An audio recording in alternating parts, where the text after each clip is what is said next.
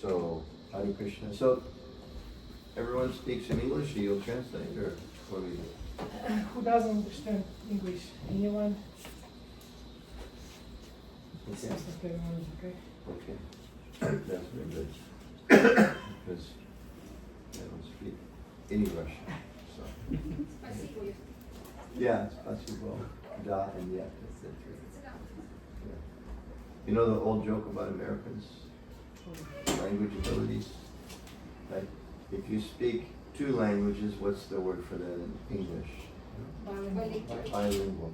If you speak 3 languages, trilingual. If you speak 1 language, American.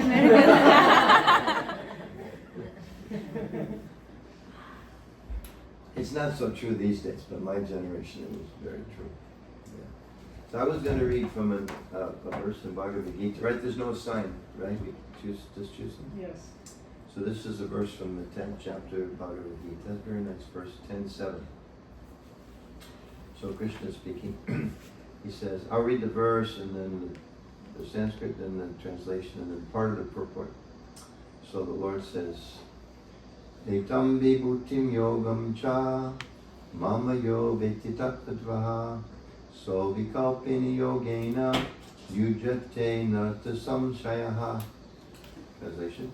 One who is factually convinced of this opulence and mystic power of mind engages in unalloyed devotional service.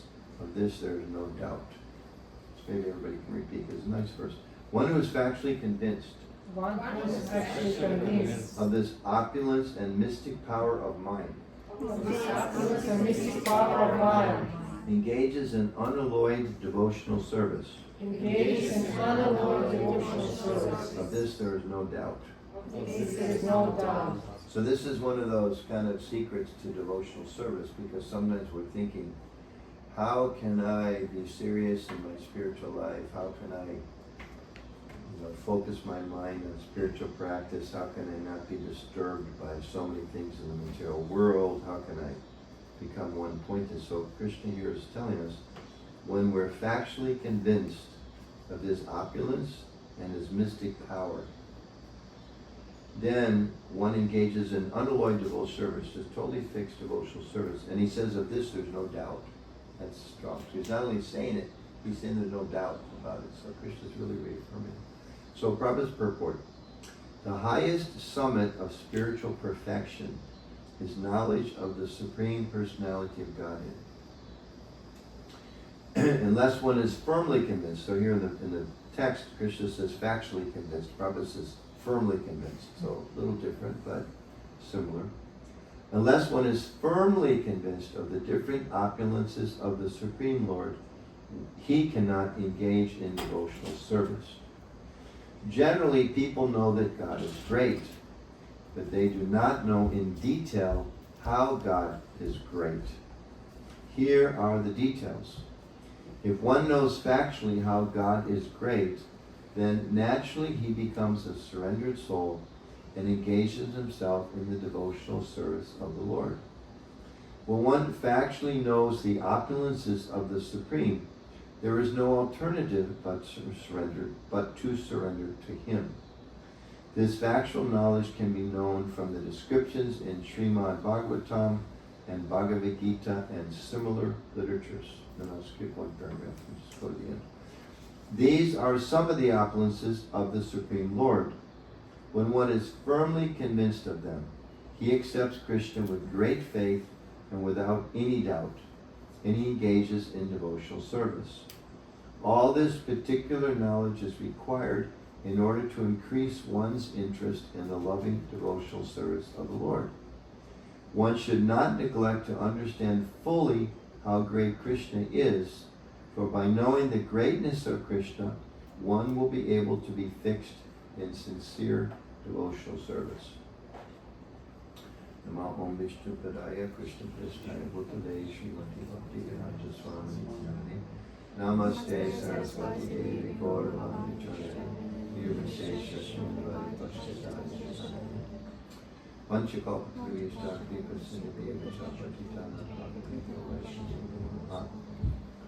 So,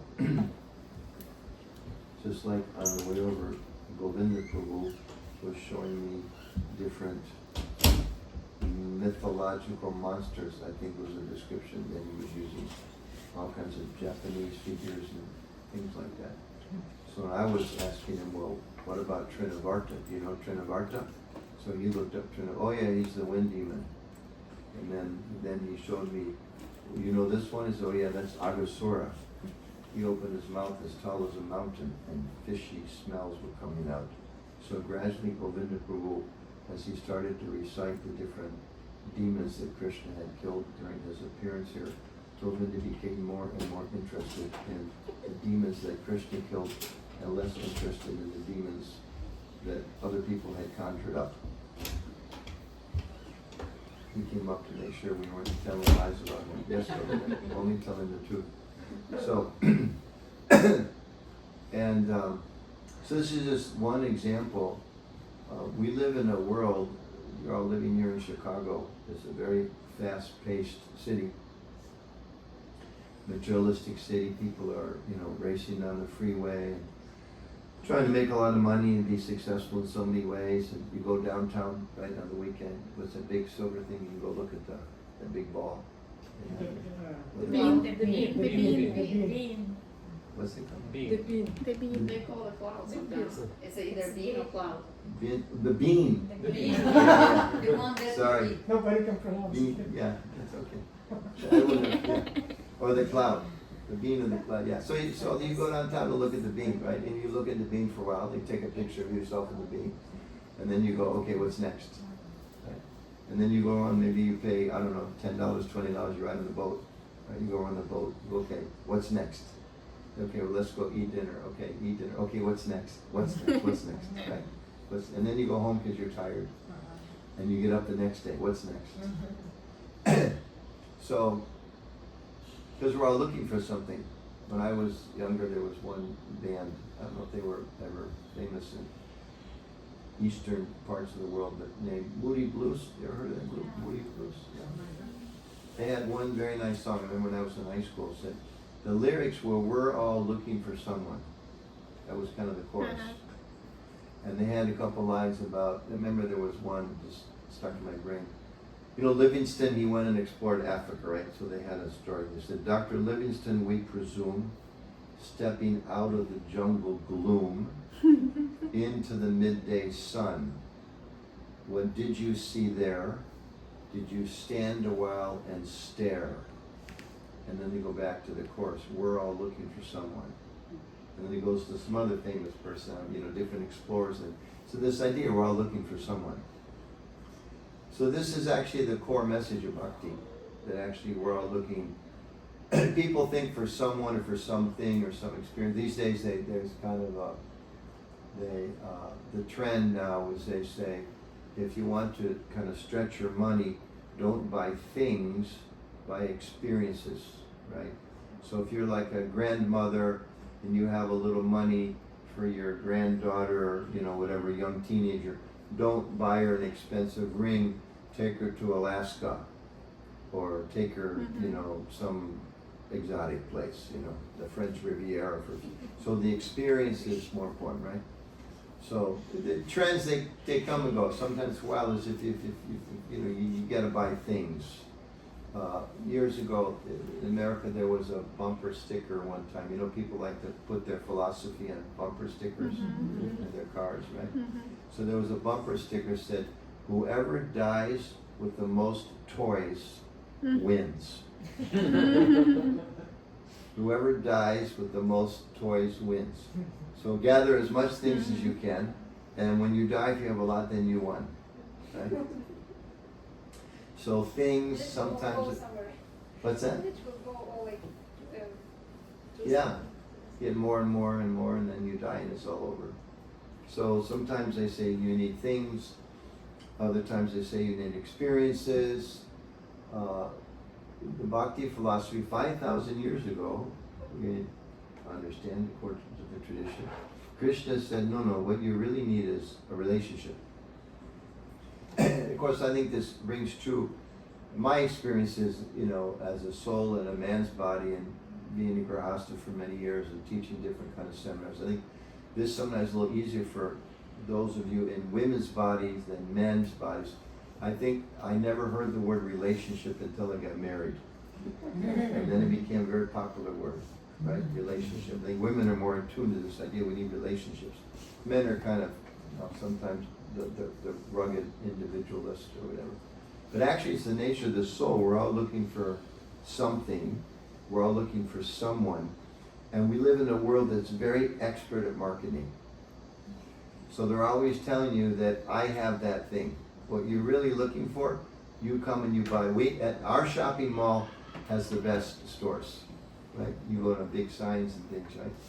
Or there's always, like you turn on the television or something, it's always, buy this product. This is the newest thing. This is what everybody's been looking for. You buy this and everything will be fine. These are the newest shoes, right? These are the newest fashions. Like, dhotis and saris, it never changes, right? Saris is one long piece of cloth, right? The dhotis is one long piece of cloth. You can tie it in a couple different ways, but basically it's the same thing. But fashion in the world is always changing, and people are getting pulled into it, isn't it? Everyone, not everyone, but it's only people wait till, I think the most famous place is Paris, right? And the designers, they show the new fashions. Very expensive, and then all the inexpensive places, they copy them. Mm-hmm. So I know even like with men's fashions, I know like my grandson, he goes to a all-boys school. That was his choice, he wanted to go to all-boys school. And they wear, I think they have to wear a sport coat, but they definitely have to wear a tie every day. So I had a bunch of ties that I used to wear. My wife and I had a business for many years, and we had some nice ties, like, because we would sell artistic things and women's clothes, so I had some nice ties. But my grandson, no way, I don't want those ties. Because they're this wide. And what's in style now is this wide. Yeah. Right? But so I know if I keep those ties long enough, they'll come back, right? Yeah. And he'll say, no, I don't want this narrow. Maybe his son will say, Dad, I don't want those narrow ties. But great grandpa's wide ties, those are really cool. Or whatever term they're using for being cool in those days. So the fashions change, the styles change, the music changes, the places change. And like a lot of times they'll say, now what are the hottest tourist places to go? What's like that place everybody wants to go to? The undiscovered places, right? Some beautiful beach that nobody's found out about yet, some nice place in the mountains. But then everybody finds out about it, so then everybody goes there. So now it's passé, right? You don't want to go there anymore because everybody goes there. You're looking for the newer place. I often think of this example. When I was a kid, there was a TV show. I think it was made like in the 1940s when they first had movies. And they were black and white, and there were these, they were called the Little Rascals. And they were like city kids, little poor kids living in the city, I don't know, maybe Chicago, New York, something like that. So one of the things that they repeatedly showed was these kids, they had a very sophisticated way of transportation, which was all these kids, about 10 of them, they were all probably 10 years old, 12 years old. They would climb in a little cart, like a 4-wheel cart, attached to a donkey. And they would have a stick with a rope. On the end of the rope there was a carrot. Carrot. Yeah. And when they wanted to go, they would lower the stick down in front of the donkey. The donkey would see the carrot, he would step towards the carrot, and the carrot would move, because it's on a rope that's attached to the cart. So then the donkey would start going faster and faster, and that was their transportation. The donkey would run after the carrot. And of course, they didn't have very sophisticated, they didn't have computer graphics or anything those days, but they would speed up the film so that, donkeys like running at high speed, and they would get to where they want to go, and they'd lift up the carrot and they would stop. Poof, because there was no motivation. So, according to our acharyas, and not just our tradition, this is one thing I always kind of can help to convince me. None of you here, including me, I don't think, well, maybe some of the younger people Govinda, maybe some of the people downstairs, we're like raised in this tradition where it's like, okay, this is our tradition, you're supposed to believe it. Like with so many Indian devotees, like from the day they were one, they were hearing all these stories, right? And you grow up, you're supposed to believe in all of these things, because and if you ask grandmother why, well, don't ask, just believe. We don't come from that experience, most of us, or maybe all of us here upstairs, downstairs. So for us, it's kind of, we look to see what things make sense, what doesn't make sense. And in the Vaishnava tradition, the teachings of the Gita explains that we're looking for this carrot, or we're looking for Dr. Livingston coming out of the jungle gloom. We're looking for someone, some experience, some place, something, because the soul, our tradition teaches, is not material. We are not material. We are a different substance. We are spiritual. We are conscious. And because we're spiritual, we're conscious, the material experiences, the material things, the material relationships, the material achievements are never quite enough. So we're like that donkey. Like always, what's the next step? Where's the carrot? You know, the carrot keeps moving, isn't it? We all have experiences that we remember in life. I was mentioned this to a devotee the other day. I remember as a young student, my parents came and visited me where I was at university, and some of their friends were with them. We went out to dinner, and this one man, my father's good friend, he was telling me, you should relish these years of your life, because it doesn't get any better than this. And I was about 20, thinking, you know, I'm working really hard trying to get good grades. I'm really hoping to get into so-and-so's class because that's more prestigious, and they get a good grade point, so I can get a good graduation, so I can get a good job, so I can get a good bank balance, so I can get a good house, a good wife, a good car, everything he has. I'm working hard for that. And he's telling me he wishes he was back where I am, because this is the good time. And I was thinking, something's wrong here. You know, there's something doesn't match. Because what he should be telling me is keep working hard, because if you're lucky, if you work hard, you'll get all the things I have, and you'll be as happy as I am today. But that's not what he was telling me. He was basically saying, I wish I was back where you are now. And I was thinking, but they're all telling me I need to be where you are, and it's this carrot thing. So Krishna is revealing to Arjuna and to all of us that actually, and what I was going to say, they're different traditions. It's not just like, okay, we were whatever, raised in an Indian family or Hindu family or yogi, maybe some of you a yoga family where they study Bhagavad Gita and you believe this because this is your book. You know, the same things there in the teachings of the Buddha. You know, he talks about one of his 4 noble truths, I think, is that desire for things of this world is the cause of suffering. And I remember I took a religion class in high school that I was thinking, nobody ever told me that before. Why are you telling me this now? I'm 17 years old and now you're telling me desire is this sort. But it just made so much sense. Because I could see in the world, people are, you know, so much competition and so much mistreatment of each other and even abuse of each other. Because people are convinced that, you know, I have some desire, you have to fulfill the desire. And if you're in the way of my desire, maybe I go around you, maybe I crush you. Mm-hmm. The whole history of the human race is, maybe I'll go around you, but maybe I'll make an ally of you for now, until you get in the way, and then maybe I'll crush you. Or if I'm a particularly pious person, maybe I don't crush you, I try to be a nice person. But still my desires, they're always changing, and they never seem to be satisfied. In the Bhagavatam, the Prabhupada explains this in one purport of the first canto, and he says, our material experiences, there's always a pinprick. Like sometimes, I've had it happen to me before, just Krishna was trying to show me it's real. Sometimes people give you a garland, and you know, sometimes they come from the deities, and they have pins left in them. It doesn't happen very often, it happens sometimes. So they give you this nice garland, and as you're talking, it starts pricking you, you know? And try as you will, You can't quite get comfortable. I had experience one time.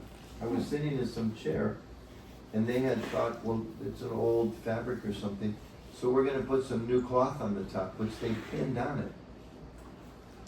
And it only happened once, I think, but literally sitting on the pin.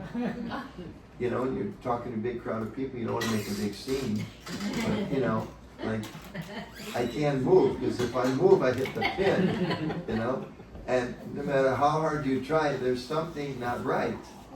You know, they can bring you water and a nice garland, and everybody they like what you say or whatever, and the deities are looking beautiful, and it's a nice room and whatever. But there's something wrong, because there's this pin. So the acharyas, they give this explanation. Most people in the world, if you say, are you experiencing a pinprick? They'll tell you, yeah, but it's because you just gotta get that carrot, and then the pinprick will go away. Or you just remove the pin, there'll be no more pin.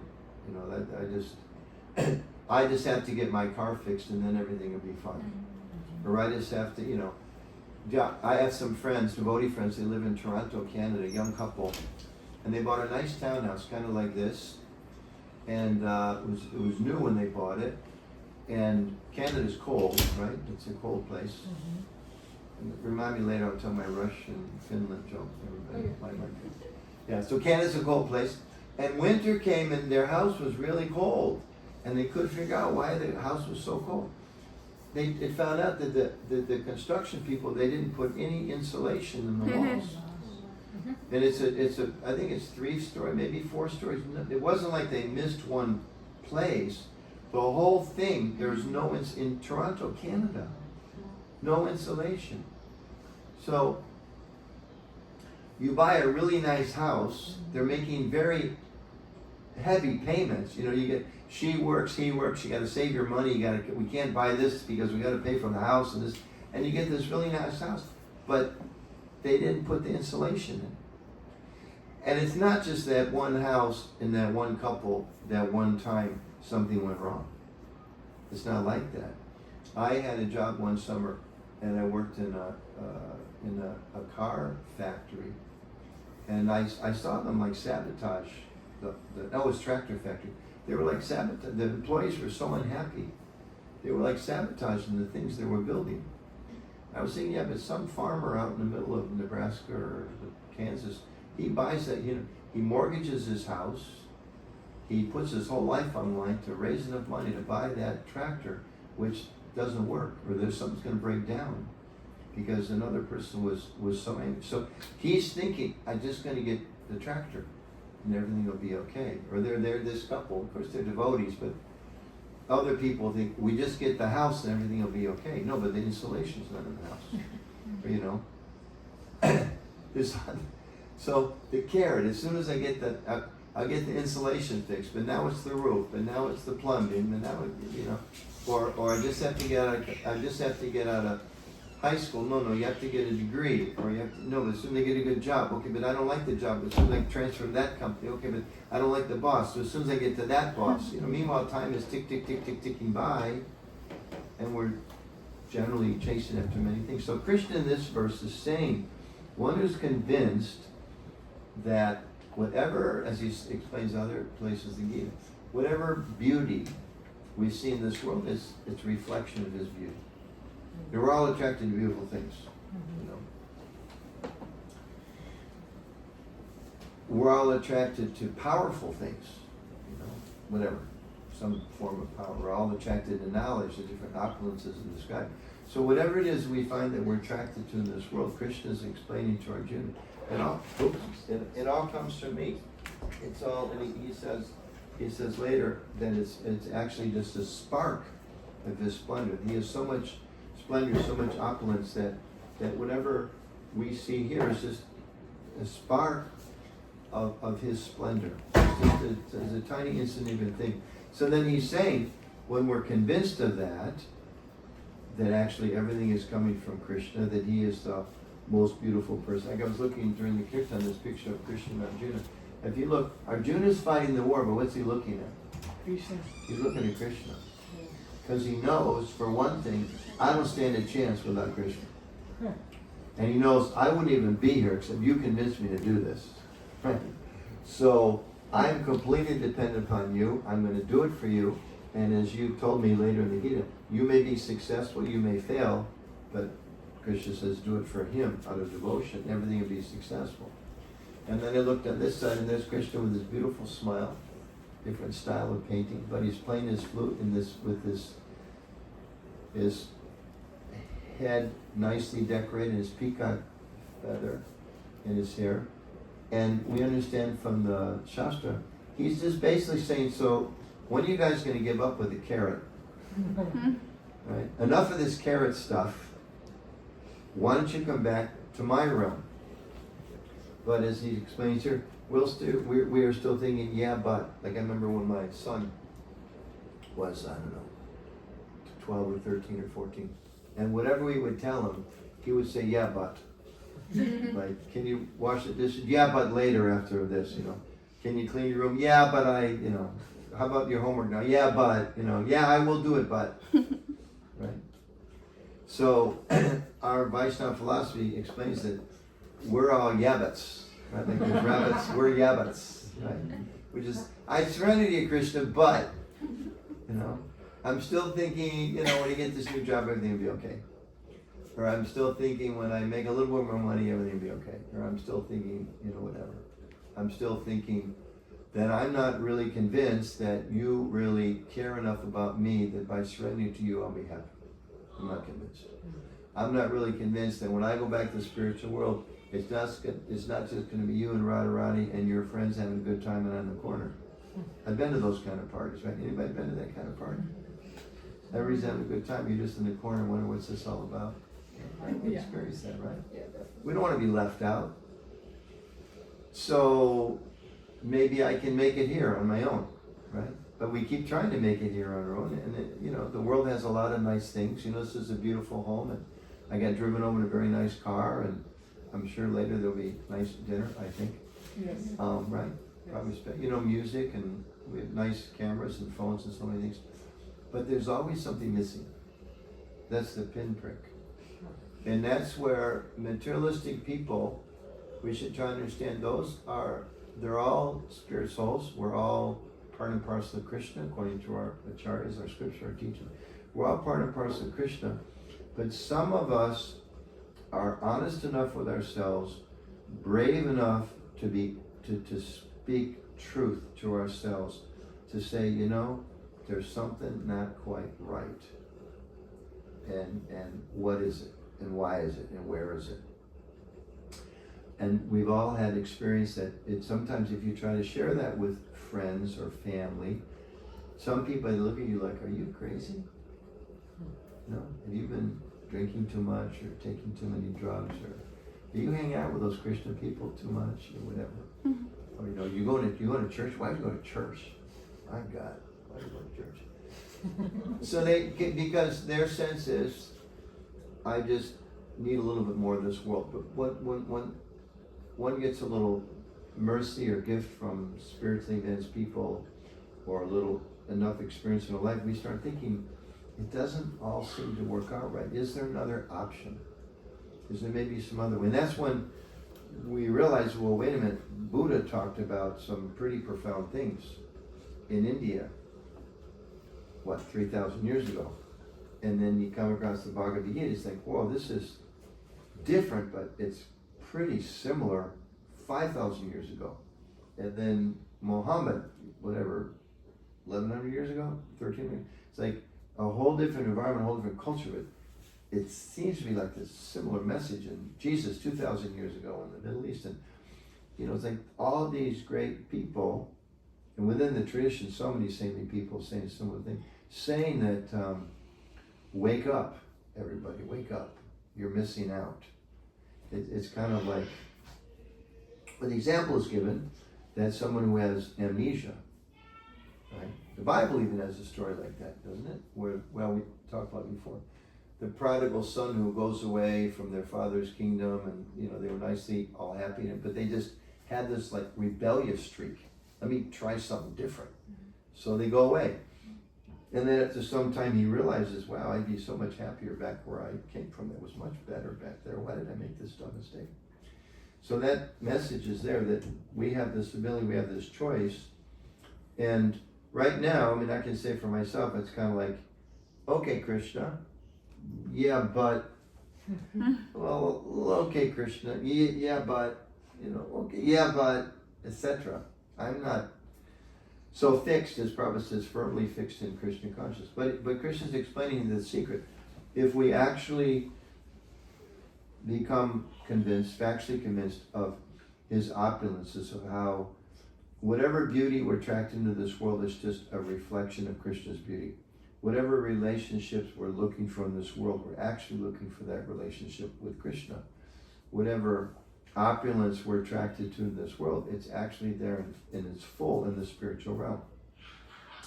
And therefore it's described we should become convinced. Just like when we chant, it's I think we all get a little sense of this is a little different type of experience, a little different type of pleasure. It seems to go a little deeper. It seems to touch a different nerve than other things that we do. So we experiment with that. We go a little deeper. We take up certain practices that Krishna says, here's what you can do next to go a little deeper. Put some pictures of Krishna in our house and take down the other things that maybe distract us gradually.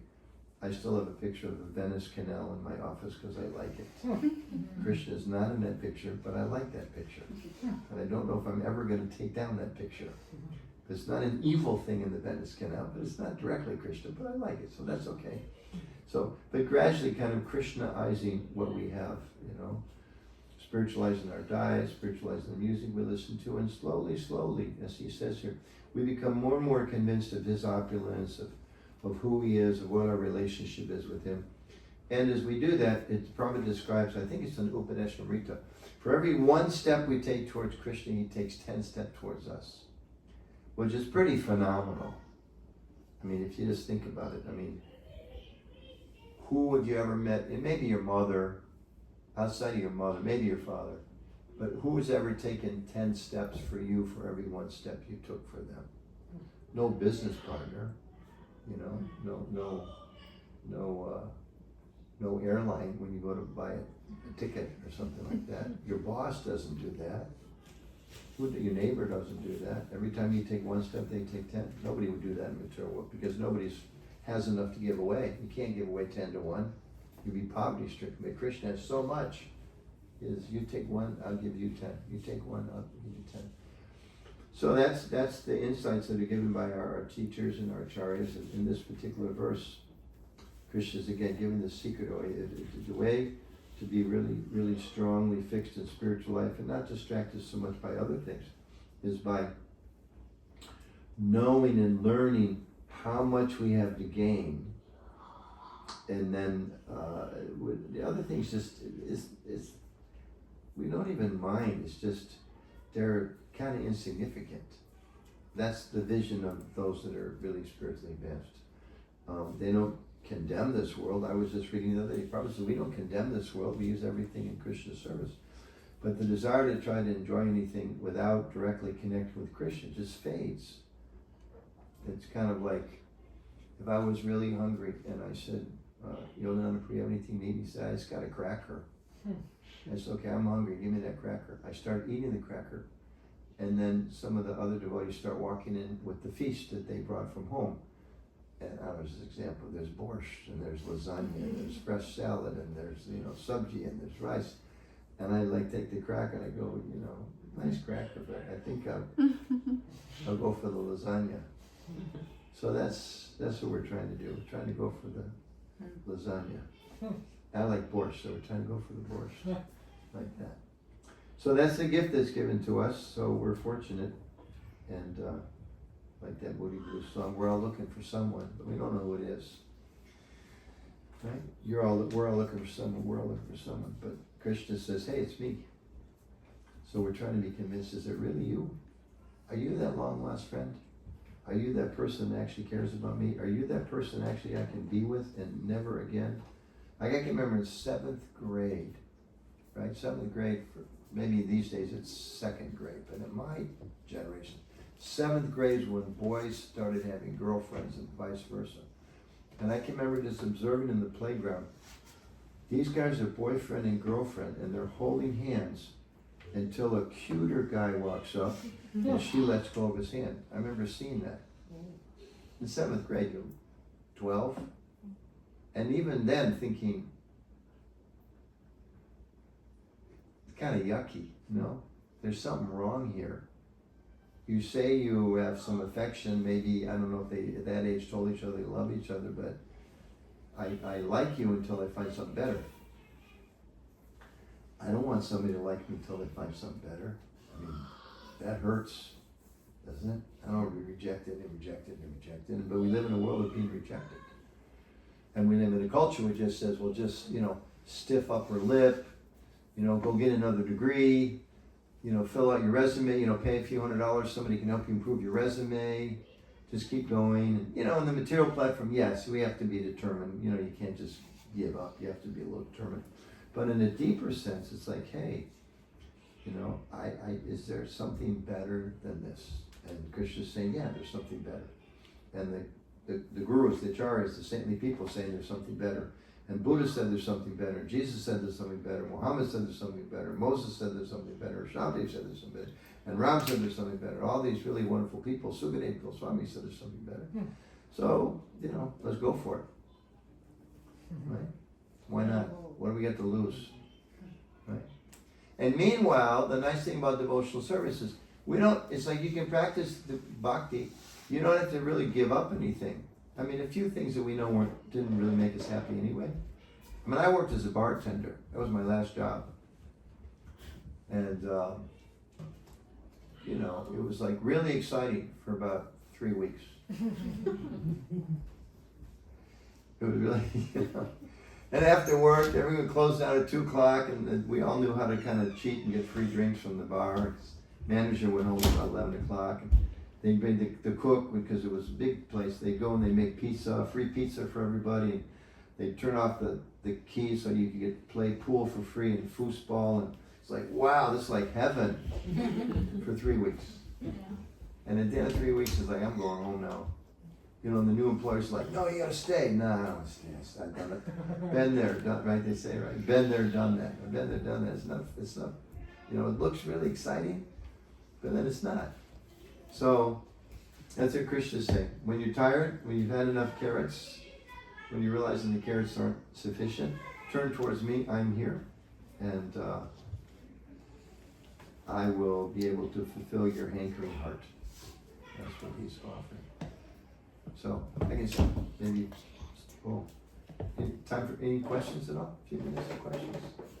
Questions will be good, yeah. Any questions, discussion, or anything else? So, just question. So, how do you? Everything you said makes sense. Yes, but we still don't do it. So, including me. The way the system works, and the way the system there grew up, and kind of in America, you have the system up until retirement, and even after, you just follow that system. And most of the time in the day we spend maintaining that system and surviving, right? So, even though in deep inside we understand that Krishna is Supreme Personality of Godhead and that's the ultimate bliss, but we're still in the system. So what's the secret to, because physically we don't spend enough time in Krishna conscious activities, right? Grihasthas in the modern world.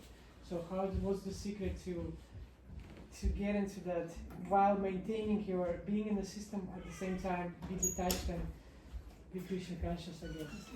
That's what Arjuna said. He said, Krishna, you keep telling me renounce this world, but then you tell me to fight. Yes. At least twice he says on Gita. He says, like, I'm not, you're confusing me. You tell me to practice spiritual life, and then you tell me to go fight. And then there's a couple other chapters. He says, Krishna, you're confusing me. You tell me to practice spiritual life, and then you tell me to go fight. So it's the same thing for us. Krishna says, practice spiritual life, now go to work. Practice spiritual life, now raise your kids. Practice spiritual life, now get your car fixed. Practice spiritual life, now, call the electric company, tell them that the bill is wrong because they overcharged you $27. And why do I have to do this? Because $27 is not that much money. But if I don't get the $27 back, it's like, what a waste of time. Right? Yeah. I just want to practice spiritual life. Yes. Maybe sometimes we think like that. Or even it's like, I just want to go outside and have fun, but I got to mess with the electrical company. Well, yeah, that's by our karma, things we all took birth in this world. We have a different situation. And every one of us, there's pleasures and there's pains within the body. You know, some of us had a really sweet mom and a tough dad. Some of us had a wonderful dad and a mom that was never there. Some of us had brothers and sisters that were loving. Some of us, like, I couldn't wait till they moved out of the house. You know, some of us had neighbors that were wonderful. Some of us had neighbors that beat you up every day on your way to school. You know, it's all mixed, right? Some of us grew up in families where, you know, the parents were always worried about money. Others of us grew up in family where, you know, there was always enough money and they took you so many places and you were bored to death because there was still a pinprick, right? So Krishna says that, you know, in this world there's always happiness, there's always distress. And so we're going to get a certain amount of happiness, we're going to get a certain amount of stress, we're going to have a certain amount of challenges. So the question is, then the science that Krishna gives in the Gita is, in the middle of that, how do you spiritualize that? How can going to work become spiritual progress? How can paying the electrical bill lead to spiritual progress? How can, you know, dealing with your kids that argue all the time? How can doing the dishes become spiritualized? How can, because, you know, we none of us are going to go to the Himalayas and practice yoga. You know, it's not going to happen. And, you know, generally, most of us are pretty convinced that going to church or a temple or a mosque and just saying, you know, God, I accept you, you know, you be my savior, and now I can just keep doing the same old stuff. That's not enough either. Something's got to give. Something's got to really change. So Krishna talks about how we can spiritualize those things. So we have our sadhana, you know, we read, we chant, we try to go to the temple, we come here on a Thursday evening, all come together, we spiritualize our food. And then in the morning, when it's time to go to work or university or clean the house or whatever it is, that's actually the opportunity to practice what we learned the night before, the morning before, whatever. You know, because that's, again, Krishna, so the whole Bhagavad Gita to Arjuna, and then he said, okay, now go fight. So like we come here on Thursday night, or go to the temple on Sunday, or get up in the morning and chant, whatever we do. That's all to help us be a little more fixed in our consciousness, like you said, right? Firmly fixed our consciousness. Then I'm going to try to remember Krishna during the day. I'm going to try to do everything in mood of devotion during the day. So that, you know, you go to work and you walk in and the boss starts yelling at you because he wanted something done that he forgot to tell you. Right? And you're thinking, you are being such a jerk because you didn't tell me that. But you think, that's okay because this is a really good chance for me to practice tolerance. Thank you, Krishna. Right? And then your co-worker stands up in front of everybody else and tells about how they really did a good job because they closed the Smith account. But everybody knows that you did the Smith account. But she's taking credit for it because she's like insecure or whatever. So you're like, well, Christian knows I did the Smith account and the boss knows I did the Smith account, or maybe they don't sometimes. But okay, it's a chance for me to become humble. Thank you, Krishna. You know? And then you're rushing to get home because you want to go to the program that starts at 7:30 and somebody smashes into your car at the red light. And you're thinking, Krishna, I'm just trying to go to the devotional program. Why is this happening? And you're thinking, thank you, Krishna, because this is a chance for me to remember this world is a place of difficulty. So maybe when I go to the kirtan, I actually will be praying sincerely, Lord, please awaken my heart because this is not a nice place, I'm convinced. You know? You know, there's so many examples like that. Yeah, just so like the other night, you know, you were there, you were helping to lead the whole group. We went to, what do they call it, the Moon Festival or something? The Full Moon Festival. Full Moon Jam. Full Moon Jam. So, you know, it's the same thing. It's like all people and they're out in this particular, it was interesting, right? They're twirling fire sticks and doing this and that, and they're all dressed up in different costumes, and because they're all thinking this is gonna be really wonderful. Okay. And it's kind of interesting for about 10 minutes. You know, then the next batch of people come and you realize, well, actually the last one was pretty good, but I was waiting for the next one because I thought you were going to be better, but actually they were good and you're not very good at all. And, you know, right? And then you sit down and the dog's barking. Or like right in front of us, there was some dog urinated right in front of us. I was thinking, so who's the next person going to come and sit in that spot? Thinking that they're going to be really comfortable sitting on the grass. I'm in harmony with nature. It's like, wow, it's wet here. What is that? It's just the way of this world, you know. It's just like that. So being able to see, you know, gradually, everything's a reminder. And I just read this morning, where was it? About Prabhupada when he went back to India the very first time. If those of you that know this story, when he left India, he only had like 40 rupees or something like that, which he kept the whole time. When he went back to India, he got a taxi ride from, I guess, the airport to the temple where he was going to stay, where he used to live. I think it was in Delhi. And it was the middle of the night, and he gave the guy the 40 rupees, which these days is not much money, but then it was a lot of money, $10 or something like that. He gave the guy the 40 rupees, and he wouldn't give him any change. And Prabhupada was really upset. He said, he cheated me. But even Prabhupada, right? He's such a, you know, the future founder Charya, maybe he already started this guy, but wasn't much to it. He's a big person. He's a, you know, he wrote all these books. He stayed up all night. He opened all these temples. He inspired thousands, maybe now millions of people. He was cheated by a taxi driver. And he wasn't happy about it. So it's not that we're not going to have those experiences, right? I mean, Arjuna fought the war. Abhimanyu, his son, was killed in a very heinous way. You know, they surrounded him. They broke all the rules of noble fighting. And you know, he was upset. He swore, he said, because it's a battle, right? So stuff goes on. But Jayadratha, who was the one who was responsible for the killing of his 16-year-old son, all the big generals surrounded him, and like 5 of them fought him.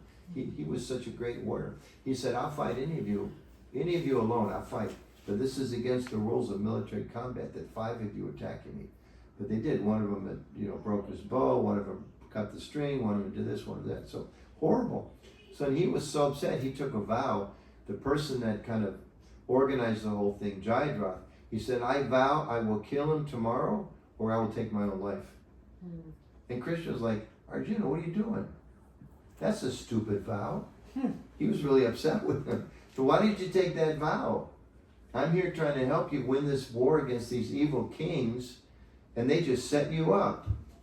So Duryodhana had like spies, so they all heard that, well, Arjuna took this vow, so they put this warrior Jayadratha at the very back of the army. So they thought, you know, there's no way he's going to get through. And he had to fight through the whole army to try to get to that one person. And then Krishna used his mystic power to kind of make it happen. But the idea being that it's not that, you know, we become a devotee and all of a sudden everything in this world is fine. You know, we still have to go to work. We still have to deal with bosses and friends and envious people sometimes, and disease, old age, death. We still have to deal with those things. But if we keep Krishna in perspective, then, and if we're not depending, that's the thing, we gradually become less and less dependent on things in this world. You know, right now we're devotees, we still find ourselves pretty dependent on the, Prabhupada says, the ordinary course of things. And gradually we're not so dependent on the ordinary course of things because we're dependent on Krishna. Thank you. Okay, that was a long answer, but Very nice. a good question. Yes? I have a question. I know you're a member of GPC. Yeah, okay, this is going to be a tough question. I can tell. Okay, don't get political on me now. I'm having a good night, be careful. I just very unfamiliar what exactly going on there. I just wondering. I don't know what exactly is going on. Exactly, that's why I have this question. I wanted to know how long you work there and what's the most difficult in your perspective. What is the Oh, most okay, difficult wow, nice. thing? Okay, so This little community you have here Mm-hmm. is part of the International Society for Christian Consciousness, which was officially started in 1966 by Srila Prabhupada in New York City, when he took a group about twice as big as this and surprised them all one night and said, Mr. Goldsmith, I think, is here. Mr. Goldsmith stood up. He was the only one wearing a suit and a tie, and he was a lawyer.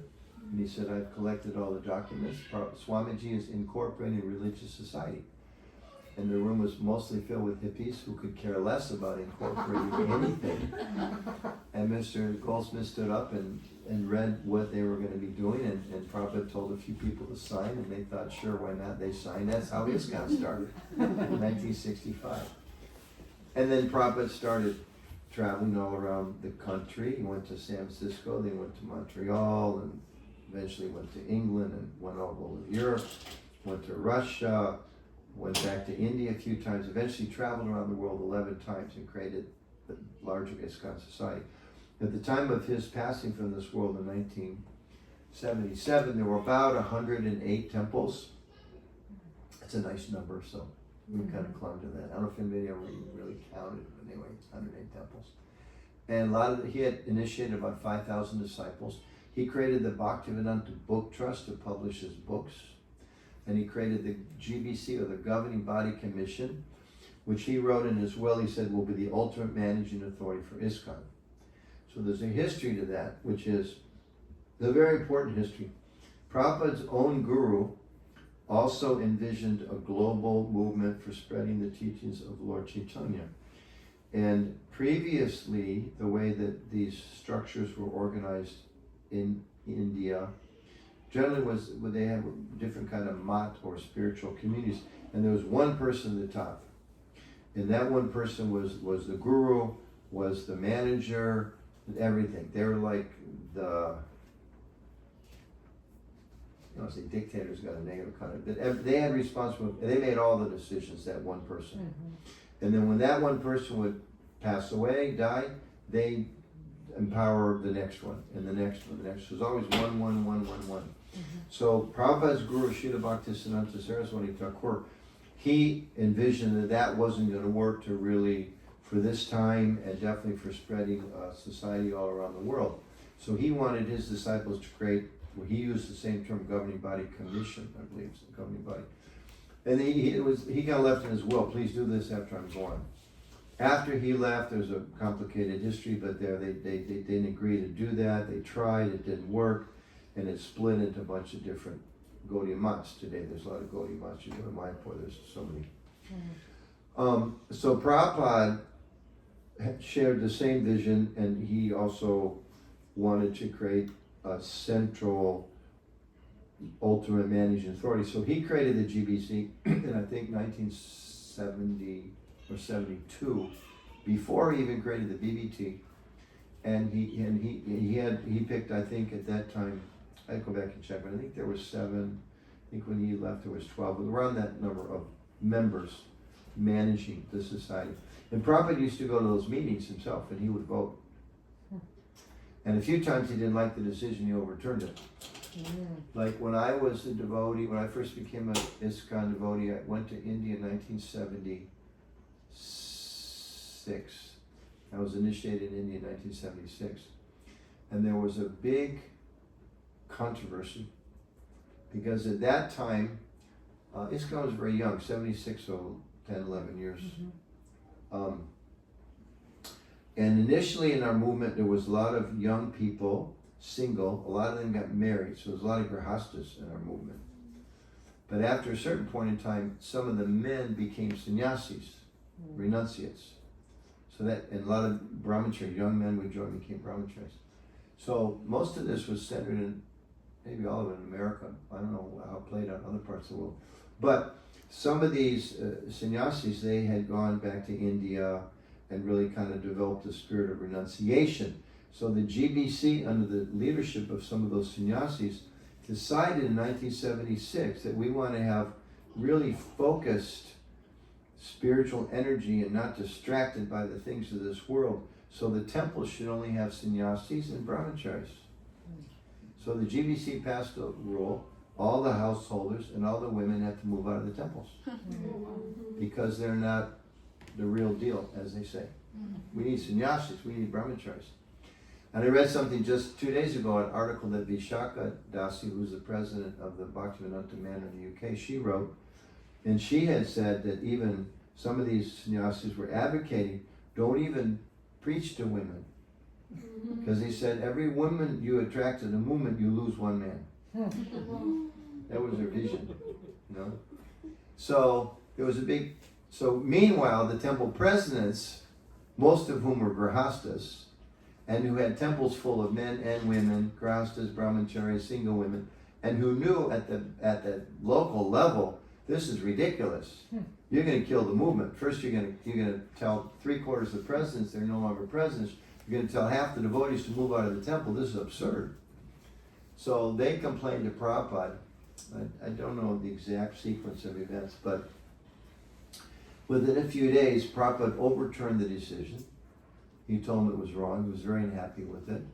And the leading devotee that was pushing the whole thing, he told him, the devotee came back and the sannyasi said to Prabhupada, Prabhupada, I made a big mistake. I'm so sorry.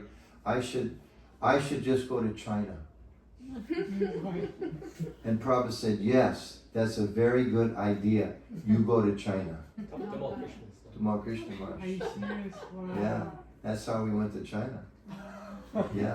No one was in China yet. No ISKCON. Nobody, nothing. And Tamal Krishna Maharaj at that time was a very powerful leader. Yes. You know, very much looked up to, they called him Goswami Maharaj. They didn't even say Tamal Krishna Goswami. It was just, he was, Book right there. So yeah. So he was very powerful. He created in the United States, he was the main one behind this whole Radha Damodar. Sometimes you hear Radha Damodar book distribution and so many brahmacharis. And a lot of things. Very powerful preacher. But he, got a little carried away. So Prabhupada told him to go to China. And as a result of that, there's a lot of devotees in China these days. And he's the one that first went. So Krishna's like that, He'll arrange things like that. So Tamal Krishna Maharaj was simultaneously chastised, and Prabhupada gave him a really big, important mission, and the movement was recentered on what it should be. So Prabhupada overthrew that rule, and to this day there's women in temples, there's women temple presidents, most sannyasis, not all, but most sannyasis are much more mature these days. They realize, the value of married people, of women, whether they're single or married. So there's an example of where, when Prabhupada was still here, he corrected the GBC. Yeah. It's a lot way to go, but it's already a lot of things. I'm sorry? It's a lot more to do in this area, but it's going. Yeah. Well, I just give that like a historical example, how ISKCON started the governing body commission, how Prabhupada himself corrected it. So today there's about 35 members of the governing body commission. And we're moving. One thing that was decided a few years ago was, like, Gopal Krishna has just passed away. Wonderful devotee, powerful preacher for Prabhupada. But as an example, when he was here, his GBC zone was he had all of West India, which is huge. Then he had all of East Africa, which is even bigger. Then he had Canada, which is the other side of the world, the second biggest country in the world. I think Russia is the first biggest, and then Canada. And he had Russia, parts of it. So that's ridiculous. Bhakti Chaitanya Maharaj still kind of has South Africa, Lithuania, and parts of Russia, and I don't know what else. Bir Krishna Maharaj has like North Carolina and Fiji, like they're about as, Fiji, like what is this?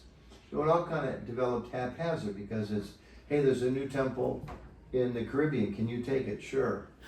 We just opened up East Africa and you go to Kenya, sure. It was that kind of a thing, which was really exciting in those early pioneering days, but as the movement grows, it doesn't make sense. So things are being adjusted now, so there's what we're using this term contiguous zones. It's like in North America, there's now one zone of the north, which is Canada, I think Montana, North Dakota, South Dakota, few of those states. And then there's the Northeast, which is pretty much Maine down to Virginia, over to Kentucky, up to Michigan. And then there's the Southeast, which is Florida and Alabama and all that. Then there's the Central, which eventually this area will be in the Central. And then there's the West, so 5 areas. So it's more. Now simultaneously what's happening is a lot of those GBC members who were at one point all Prabhupada disciples are getting older. So this year 5 GBC members retired. Niranjan Swami, as GBCs, they're still sannyasis traveling, preaching and teaching. But Radhanath Swami, Niranjan Swami, Giriraj Swami, Bhakti Marg Swami, and at the end of this year Malati Devi Dasi, all retired. So the GBC is working on all kinds of things. There's like a succession committee. There's a nomination. We're like looking, how do we create these systems for training, you know, middle range devotees to come up as GBCs. So that whole body is in flux, and it's a very interesting time. Because my personal experience is there's a lot of new enthusiastic energy, not necessarily with the wisdom of the past. The wisdom of the past sometimes was lacking the new energy, open to new ideas, new technologies, new ways. But you know, you've all probably experienced in your own life, you know, so some of the younger people like gung-ho, sometimes a little too much, right? The old guys are sometimes like, well, you know, we've always done it this way. So the same dynamic, my personal sense is playing out in the GBC, where we really need to make sure we draw from the wisdom of the past, but we're also open to the new ideas of the younger people. Younger in this case means like 40 or 50, there's not 20-year-olds. And you know, the younger people also need to understand, I got a lot of great ideas, but they may not work as well as I think, so I got to be a little more circumspect. You know, so all those kind of dynamics. And it's very interesting and challenging time. People that study religious movements, like sociologists, religion, they talk about how generally when there's a religious organization, if there's a founder, which there usually is, most of those groups within a few decades of the founders passing away, they're gone. They fade away, they split, they're gone. So ISKCON, if you look at the 50 years since it's been founded, in almost 50 years now, right, since Prabhupada passed away, 77 to 27 would be 50 years, is growing. And it's been through a fair amount of crises, you know, external, internal, got leadership crises, and leaders have, you know, self-destructed in very difficult and embarrassing ways, and whole countries have tried to crush us in many places around the world, governments, and, you know, all kinds of issues, but it's still growing. And I think that the next challenge is going to be when this generation of those that directly were initiated by Prabhupada, when they leave, will we remain focused on a unified organization, which is, I think, the main contribution of the Governing Body Commission. Because the vision of those people is very much a global society. And there's different little energies just split off this geographic area. Or, you know, one of the biggest challenges, people say, well, I'm with this guru, you're with that guru. You know? And even when some of those gurus pass away, for the next in line to say, well, we've already seen some of this, you know, Guru Maharaj told me some things he didn't. You know, we're all disciples of one guru. You all know I spent more time with Guru Maharaj than anybody. He told me some things you don't necessarily know. He didn't really like the GBC. He really didn't like this God brother, that God brother. He didn't really want us to cooperate. And you know, he really told me I should move things on in the future. So why don't you all line up behind me? I mean, those types of things. It happens in the world at large. We're not completely aloof from that.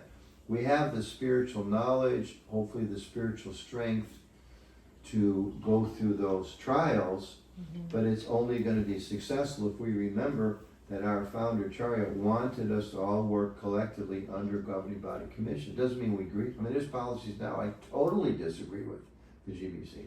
They've changed, they've made decisions and backed off decisions. And I'm there like, we can't do this. Why are we doing this? We should not be doing this.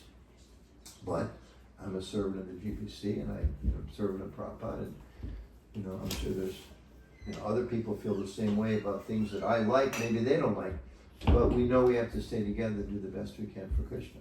I mean, even the Pandavas, if you read the Mahabharata, and we all hear about how the Pandavas all cooperated, they were the most happy. They quarreled at least once or twice in the Mahabharata. They had some disagreements about how they're going to run things. But even though they quarreled, because they stuck together, they were successful. And Prabhupada gave that example of Aesop's fables. He repeated that story a few times. That it's a Greek story about the children were asking. The father tested the children. He said, "Can you break this bundle of sticks?" And they all tried it. Nobody could break it. It was a bunch of sticks tied together. So nobody could break it. And then he said, "I'll show you how." And he pulled out one stick from the bundle and he broke it. And then another one, and then another one. So, like that famous expression, right? Divided, united we stand, right? Abraham Lincoln. Yeah, divided we fall. So it's so important for us, Even sometimes you don't necessarily, we're individuals. We have our personalities.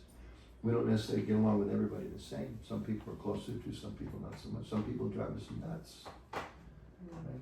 Are there any Russian-speaking members? Oh, the GVC? Yeah, or maybe Yeah. considered to be? Yeah, one is Chaitanya, he is. Previously Bhakti Iganswami. He was GBC for a long time. He resigned at some point, focused on, I think more academic pursuits, teaching. Books. Chutananda. Achutapriya. He switched with the Nirajana Swami, so he GBC for Ukraine. Yeah. Well, no, that's Achutapriya. Achutapriya. But there's. It's not the same? No, I'm thinking of Krishna. I just exchanged messages with him today. I'm not forgetting. He is a Russian-born, Russian-speaking GBC. Been in GBC for about 3 years. Now I'm thinking of Achuta. That's probably not right. Achutatma. Thank you. Achutatma. Okay. Yeah. So there's 3, 4, 5. What is the biggest, Last question, then we'll see if anybody else, then we'll take a shot. Yeah. My last question. Your last question. Biggest region in the whole world. Number of devotees or geographic biggest or what? Like, maybe. The biggest number of devotees has like got to be India. I mean, there's so many temples in India now. I mean, you have context. There's so much growth in Russia and in other Russian-speaking areas. It's growing up, right? In Russia? Yeah, but India is the biggest right now. Although somebody recently did some research, the number of temples compared to the population and the number of devotees compared to the population in America is higher than India. Oh, really? We have for sure, definitely temples. We have more temples. Like we have like one temple. I don't know what the number is, but let's just say for every 10,000 people. In India, it's one temple for every 20,000 people. So you hear a lot about how things are doing really well in India, and they are. It's wonderful. There's many temples, many books. But in terms of the actual penetration, whatever you say, word leads for marketing, it's actually higher. I don't know if it's going to always be that way. It's counted just in spot temples, right? Discount temples, yeah. Not like a different, Yeah, now not counting this as a home program, but this is very important, but this not counting this necessarily as a temple. There's more here than there. There's definitely more. Well, no, I can't say that, but yeah, I was saying more Rathiatras, but no, there's a lot of this kind of Rathiatras these days. Yeah, there's a lot. Short question. Yeah. Maybe one more question. Last one is that you're getting ready to serve, right? Okay, yeah, last question. Is it okay? One more question. As long as it's not 3 hours. No, he'll answer one more question, No, it's but okay. then you get to go first for line for Prasad. No. Oh, my only question. How can we get rid of this? Your only question is this the last question? I Yeah, thought the it was last that way. question after his question. Yeah, okay, last one, short. Short question, short answer. Thank you for the election. And the question is, you played the public relations role for a very long time already. Yeah. We use the word communications for public relations and public relations. And my question is, what is the most difficult task you found in? The most difficult task is convincing devotees that we should do more communication. Because we tend to be isolated. You know, we don't interact with the world as much as we should as religious people. Maybe individually we do. We tend to be a little isolated. And at least in the past, we tend to be a little arrogant. We've got Krishna, what do we need the rest of the world for? We don't need to interact with people. Who cares what the media thinks? Who cares what the neighbors think? Who cares what the scholars think? But that we should absolutely care what the scholars think. Prabhupada spent so much time interacting with other people. There's one quote, and I'll end with this. He wrote a letter to a devotee named Tejas. I'll paraphrase. He said, because we live in the material world, sometimes we need the help of others. He said, therefore these government officials and other people, you should make them sympathizers. That was the word he used. Sympathizers. So they're sympathetic, they appreciate it, they want to help the movement, they consider themselves friends. So sometimes we tend to think, well, okay, we're going to make everybody a Hare Krishna devotee, a Vaishnava, and the others we don't care about. Well, that's not the fact at all. We live in the world, there's always going to be different people with different ideas, but we want to interact with important people who can create an environment that's favorable for us to expand and spread Krishna consciousness. So the hardest thing, the media is easy. The governments, I've never had to deal with a really tough government directly. It's not so nice, they can throw you in jail sometimes. But generally, not so tough. Most places in the world, not so tough. Neighbors, okay, we just have to be nice people. Those are easy. Convincing devotees is important, that's the hardest thing. Unfortunately. We were talking about it just doesn't work over here. Because you want to have a party in front, you want to have a Janmashtami party in front. It's easy, you just get all the neighbors to agree. But if the neighbors don't agree, you're never going to have a Janmashtami party in your parking lot. You want to have a Rath Yatra down a big street in Chicago, it's easy. If the government agrees and the police agree and the neighbors agree. But if you don't have relationships with the government, the police, and the neighbors, they're not going to say yes. So you're never going to it's not going to work. You can pray, you can chant Hare Krishna all day long, but until you get those people to agree, it's not going to work. Krishna told Arjuna, he said, here's the whole Bhagavad Gita, now you got to go fight. He didn't say, okay, I'm going to teach the Bhagavad Gita, now watch while I do everything. He said, I'm teaching you the Bhagavad Gita, now you do something. Now it's your turn. Okay, so we should stop. We can talk more during Krishna. Okay. Thank you so much. Thank you. Shri Prabhupada ki jai. I'm sorry, we forgot to turn the lights down. They've been so bright the whole time. I was just,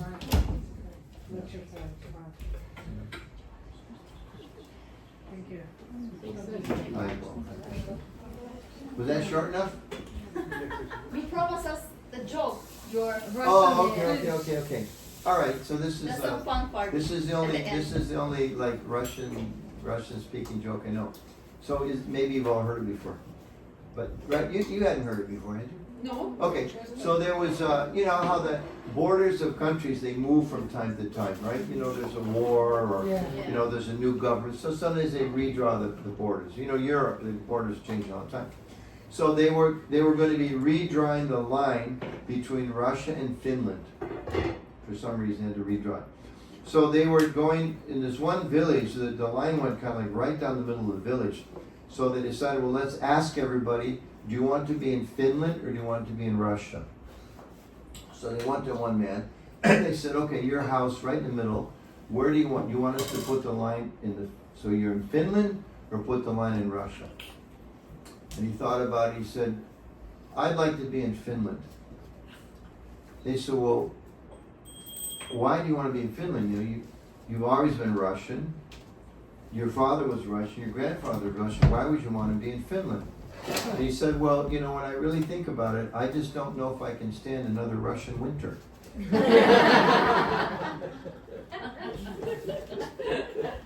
Okay? That's my one Russian joke. It's a good one, huh? Yeah. It's gonna be warmer. Draw the line over there, it'll be warmer. Yeah, Thank you so that's much. fine. Thank you. Thank you very much. Hare Krishna.